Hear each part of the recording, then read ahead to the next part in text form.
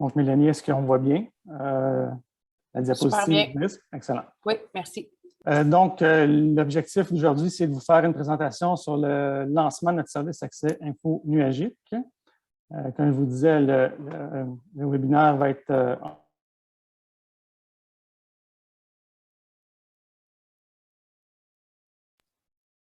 Louis, on ne t'entend plus.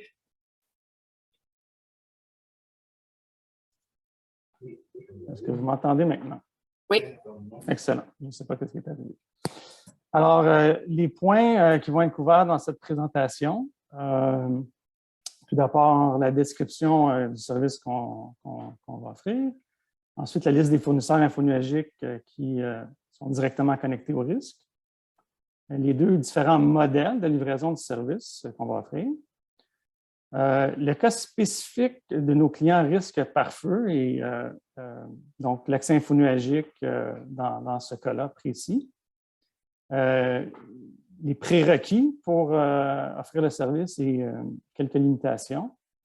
On va aborder notre modèle de tarification pour le service. On ne publie pas une grille tarifaire, donc je vous invite à communiquer avec Mélanie au service aux membres pour avoir une soumission ou une confirmation de prix là, si nécessaire.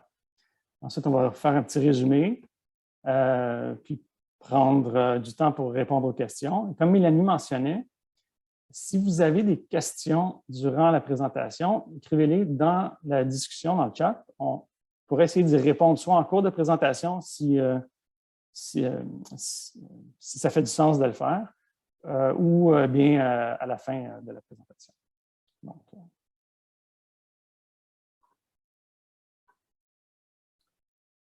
Donc, notre service d'accès infonuagique, c'est une connexion privilégiée pour accéder à vos services et applications dans le cloud.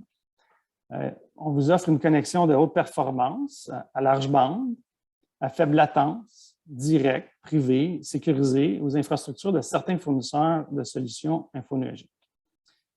Le catalogue des fournisseurs en infonuagique du risque s'appuie sur des prestataires qualifiés par le gouvernement du Québec.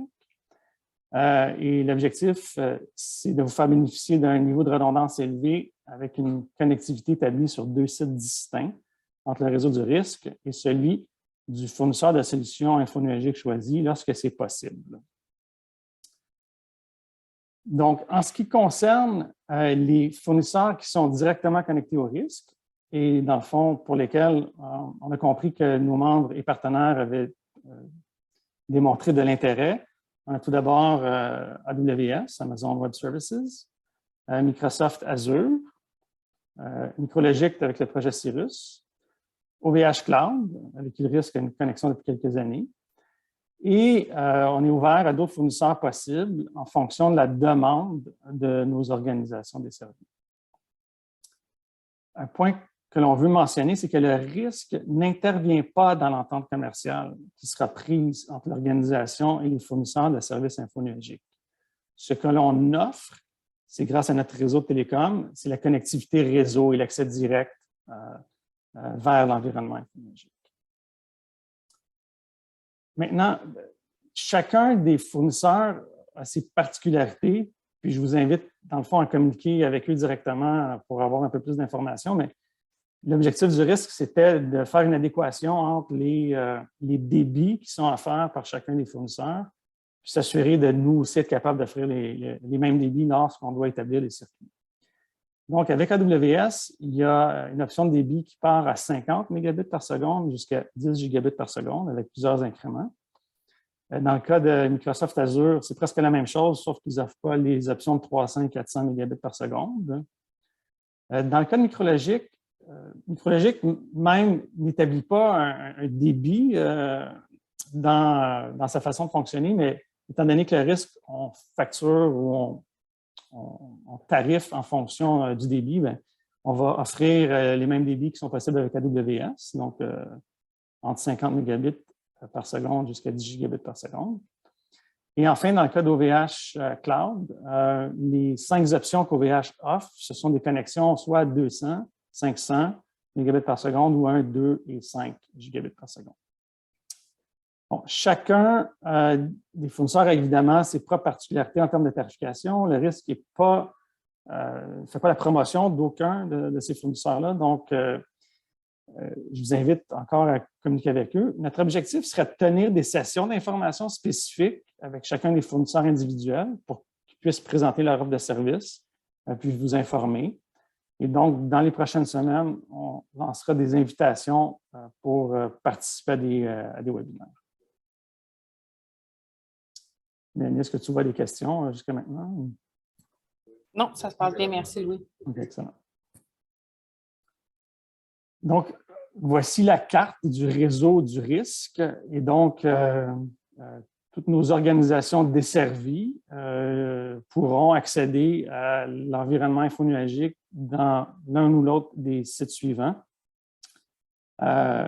Pour le site d'Ecologix à Montréal, nous avons des connexions directes avec AWS, avec Microsoft Azure et OVH Cloud. On est en cours de réalisation de notre site redondant avec AWS à Montréal au site de eStructure. Pour la connexion redondante ou la deuxième connexion avec Azure, on l'a fait à Québec au site de centre de données de Vantage, où on est également connecté avec Micrologic pour le projet Cirrus. Et on est en cours de réalisation de la connectivité redondante à Montréal pour Micrologic au centre de données de Vantage. Donc, en ce qui concerne les modes de livraison de services, le risque a établi deux façons. La première, c'est le modèle d'extension de centre de données, dans lequel il s'agit d'un lien privé entre l'environnement infonuagique de l'organisation desservie et son équipement d'accès à risque à son campus principal. En fait, on établit un circuit dédié. Et dans ce cas-ci, l'organisation utilise des adresses IP privées dans l'environnement infonuagique. L'autre option qu'on offre, c'est le modèle de centre de données autonome qui permet, dans ce cas-là, l'accès à la fois à l'environnement infonuagique à partir de votre organisation, mais aussi à partir de l'externe. Donc, les autres membres du risque ou le grand public à travers Internet pourraient accéder au centre de données autonome. C'est pour ça que l'utilisation d'adresses IP publiques est nécessaire dans l'environnement infonuagique. Dans ce modèle-là, c'est un accès direct aux services intra-risque, contenu et Internet commercial du risque. On a essayé de schématiser pour résumer un peu les deux modèles. Donc, dans le modèle 1, l'extension de centre de données, on a un lien privé avec des adresses IP privées dans l'environnement infonuagique. Et la responsabilité de faire le routage des adresses du transit IP incombe à l'organisation. Donc, il faut vous assurer que votre équipement qui nous fait face avec le routeur du risque, qui supporte le protocole BGP et 802.1Q pour faire un trunk sur votre équipement. Donc, on n'offre pas, malheureusement, on ne peut pas offrir une extension de LAN avec l'IMAC adresse. C'est vraiment un service routé d'adresse IP privée. Et donc, on voit ici le lien principal et la possibilité du lien secondaire. Le risque a travaillé sur une procédure générique documentée pour assister les organisations. On comprend que les gens ne sont peut-être pas familiers toujours à comment configurer le routage BGP. Donc, bien qu'on ne le fait pas nécessairement pour vous, on va fournir une procédure générique documentée pour vous assister. Dans le cas du deuxième modèle, qui est le centre de données autonome, la différence principale, c'est qu'on parle ici d'adresse IP publique dans l'environnement infonuagique, qui permet donc un accès externe, non seulement de votre organisation, des autres membres du risque ou même du grand public à travers Internet. Donc, le routeur qui est installé du risque au niveau de l'environnement infonuagique, imaginez ça un peu comme votre deuxième routeur. Vous avez un premier routeur chez votre organisation et vous avez accès à un deuxième routeur sur lequel il faudra appliquer un bloc Internet qui permettra donc l'accès grand public à l'environnement infonuagique. Et encore ici, on offrira une possibilité vers un lien primaire et un lien secondaire. Étant donné qu'on parle ici d'accès grand public et externe, l'organisation, de votre côté, serait responsable de mettre en place les mesures de sécurité, donc soit par feu ou l'encryption. Nous, on offre un lien dédié, privé, pour se rendre au centre de données, mais il demeure votre responsabilité de vous assurer de mettre en place les mesures de sécurité dans l'environnement en informatique. Une chose que j'oublie, c'est vrai, nous offrons évidemment le service à la sécurité pour tous nos membres et partenaires. Donc, les attaques volumétriques par déni de service seraient protégées par notre service à la sécurité, autant dans votre environnement infonologique qu'il est présentement au sein de votre organisation. Est-ce que Mélanie avait des questions? On avait une question, mais je ne sais pas si tout le monde l'a vu. Je vais la lire. Puis Yes avait répondu. Donc, bonjour, est-ce que ces fournisseurs sont les mêmes que dans le service contenu? Yes a dit oui, sauf OVH. Donc, toutes les autres organisations qui ont du cloud font partie du service contenu. Est-ce qu'on peut comparer ce service à ExpressRoute? Yes a répondu pour Azure, c'est du ExpressRoute. Donc, à part ça, chacun des fournisseurs de cloud, ils ont une terminologie pour définir un lien direct connect. Avec Azure, on parle d'ExpressRoute. Avec AWS, on parle de Direct Connect. Avec OVH, on parle de Cloud Connect. Donc, c'est juste la terminologie qui change d'un fournisseur à un autre, mais l'idée, c'est qu'un lien direct entre le risque et ce fournisseur de cloud. Merci, Lies. Donc, j'avais mentionné, on a le cas particulier des organisations qui ont le service risque par feu. Et donc, pour l'extension de centre de données, le modèle 1 avec les IP privés, l'organisation des services, comme je vous ai mentionné, serait normalement responsable du routage BGP. Toutefois, le risque étudie présentement la possibilité d'offrir le service accès infonologique aux organisations utilisant le risque par feu. La configuration de l'accès infonologique, incluant le routage BGP, serait donc effectuée par le risque, et non l'organisation, via le risque par feu. Donc, pour ceux qui ne sont pas familiers avec notre service risque par feu, c'est une mutualisation d'une infrastructure dans laquelle les membres n'ont plus besoin d'avoir un pare-feu physique dans leur environnement chez eux. Il est dans l'environnement du risque, dans notre dorsale, et à ce moment-là, c'est pour cette raison qu'on utilise la possibilité d'offrir le service à travers la configuration par le risque du routage. Maintenant, au niveau des prérequis pour mettre en place l'accès infonologique, la première chose, de notre côté, il faut valider la capacité du routeur de l'organisation des services par le risque. Donc, c'est possible qu'un rehaussement soit requis et des frais pourraient donc s'appliquer. Une fois qu'on a validé la capacité du routeur, de votre côté, il vous faut un compte en place auprès du fournisseur infonologique que vous avez choisi. Il faut nous confirmer le modèle de livraison requis, soit l'extension de centre de données avec les IP privés ou le modèle de centre de données autonome avec les IP publics. Nous confirmer le débit de la connectivité qui est requise, si une connexion redondante est nécessaire. Dans le cas du modèle d'extension de centre de données, vous devez vous assurer que votre équipement supporte le protocole BGP et 802.1q. Et dans le cas du modèle de centre de données autonome, vous devriez nous confirmer c'est quoi le débit qui est requis pour l'Internet commercial et services contenus qu'on aura à configurer sur le routeur qui fait face à l'environnement infonologique. Un rappel, le risque que nous établissons, on configure la connectivité directe de l'organisation, mais on n'intervient pas à titre de conseiller de votre organisation pour la gestion de l'environnement infonologique. Les limitations du service, j'ai mentionné il y a quelques diapositives, ce n'est pas une extension de l'annexe, donc un service de l'annexe. On ne permet donc pas l'extension du réseau local au niveau des adresses physiques sur la couche 2 du modèle OSI, au niveau des MAC adresses.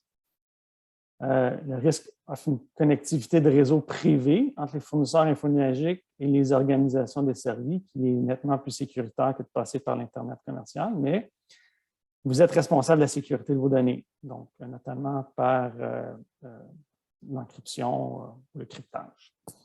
Et enfin, le risque, on pourrait être contraint de limiter le service éventuellement si ça devient un peu trop populaire, selon la capacité disponible afin de maintenir la performance de notre réseau. Le but pour nous, c'est de ne jamais faire d'oversubscription dans l'architecture du réseau. Donc, l'objectif, c'est de s'assurer qu'on a toujours le plein débit toujours disponible. Et à ce moment-là, c'est possible que lors de communication avec le service aux membres, on peut se dire, bien, on a certaines limites, là, mais pour le moment, il n'y a pas de problème. Au niveau de la tarification, comme je disais, on ne publie pas la grille tarifaire, mais le principe qu'on suit, c'est le suivant. Pour activer le service, on a un tarif initial de 3h30 au tarif du risque alors en vigueur. Et ensuite, dépendamment du débit de la connexion, on a des prix qui sont dégressifs, là, en fonction du débit. Donc, les connexions possibles, comme j'ai mentionné, sont entre 50 mégabits par seconde et 10 gigabits par seconde. Et comme pour tous les autres services du risque, la facturation serait faite annuellement. On a déjà eu une question d'un membre récemment qui nous demandait est-ce que je peux modifier, commencer avec un 50 mégabits par seconde, puis modifier en cours d'année? La réponse serait oui. Toutefois, étant donné que ça nous reprend, il faut fermer le circuit et repartir un nouveau circuit, bien, les frais d'activation seraient chargés une deuxième fois lors de l'augmentation de débit. Dans le cadre du modèle de centre de données autonome, le modèle 2 avec les IP publics, étant donné qu'il faut mettre en place un bloc Internet, bien, il y a des frais qui vont s'ajouter pour cette capacité-là au niveau de l'Internet commercial et du service contenu. Et il serait calculé selon le total de votre engagement. Donc, vous avez un engagement Internet commercial avec nous pour votre routeur à l'organisation et le total de vos engagements va déterminer le palier auquel on pourrait facturer le service. Et la même chose avec le service de la sécurité. Donc, il va être calculé selon le cumul des engagements Internet commercial, autant sur le routeur principal que le routeur qui est en accès infonuagique. Bon. Voici un schéma où on a essayé de résumer un peu l'offre. Donc, l'ensemble des fournisseurs avec qui présentement on est directement connectés. Les deux modèles de livraison, soit l'extension de centre de données avec des IP privés ou le centre de données autonome, qui en fait vous permet autant aux autres membres du risque que le grand public d'accéder à l'environnement infonuagique. Résumé des avantages, avec une connectivité directe, bien, vous avez une bande de passante dédiée sans congestion de réseau. Ça fait un transfert de données rapide avec un minimum de latence. Les liens, évidemment, privés dédiés au Québec entre votre organisation et le fournisseur en infonuagique, ça offre sécurité et performance. Donc, une performance de réseau qui serait uniforme, prévisible, constante pour des applications critiques de votre personnel, chercheurs ou étudiants. Notre objectif, c'était d'offrir flexibilité et redondance, donc avec plusieurs choix de fournisseurs infonuagiques et de débit, et une redondance établie autant que possible avec les fournisseurs infonuagiques. Donc, dans ce cas-ci, on aura une redondance avec AWS, Microsoft Azure et Micrologic. Et selon notre compréhension, évidemment, une économie de coût par rapport à une solution VPN par Internet commercial, parce que les coûts de la connexion directe font que la tarification, je pense que vous avez avec les fournisseurs directement est inférieure.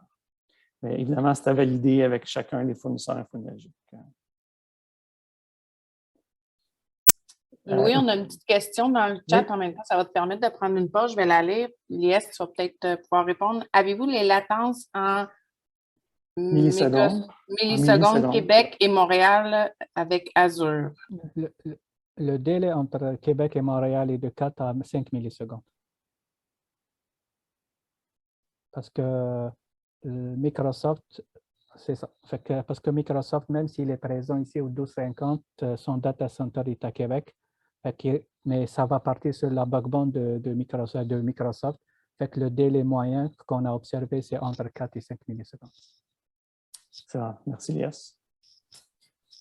Donc, les deux dernières diapositives, je vais vous résumer, en fait, les deux modèles de livraison, premièrement.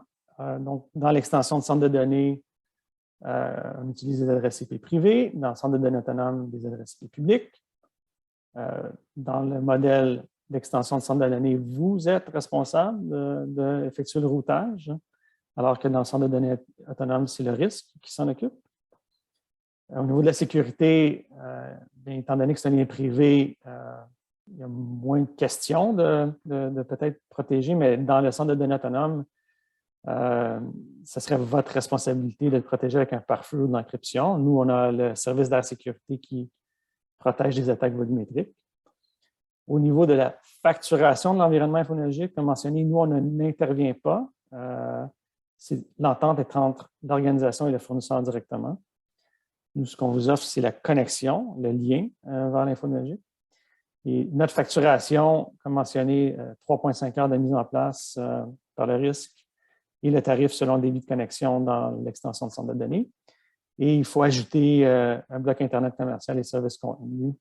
Et le service à la sécurité qui est inclus dans votre forfait habituellement est applicable dans le centre de données autonome. Juste peut-être ajouter, Louis, que le nombre de mégabits minimum pour ce type de modèle-là, c'est 30 mégabits par seconde. Effectivement, pour l'Internet commercial, on ne voulait pas offrir un bloc Internet de moins de 30 mégabits par seconde, effectivement. Et enfin, le sommaire des fournisseurs avec qui on est connecté actuellement, AWS, Azure, Micrologic et OVH. Donc, en redondance de site, on est soit redondant ou en cours de redondance, sauf pour OVH qui a seulement un site à Montréal. Ils n'ont pas de deuxième site. Dans tous les cas, on veut offrir, que ce soit le modèle 1 ou le modèle 2, donc on est en train de valider avec Micrologic le modèle 1 pour les IP privés et avec Microsoft pour le centre de données autonome. Nos connexions sont hébergées, donc c'est pour ça qu'on offre des débits entre 50 mégabits par seconde et 10 gigabits par seconde, mais il semble possible de peut-être offrir des connexions dédiées à très haut débit, certainement avec AWS, mais ce serait à valider. C'est des organisations qui veulent des connexions dédiées, avec des ports dédiés avec Microsoft Azure, Micrologic ou OVH. De mon côté, ça termine la présentation.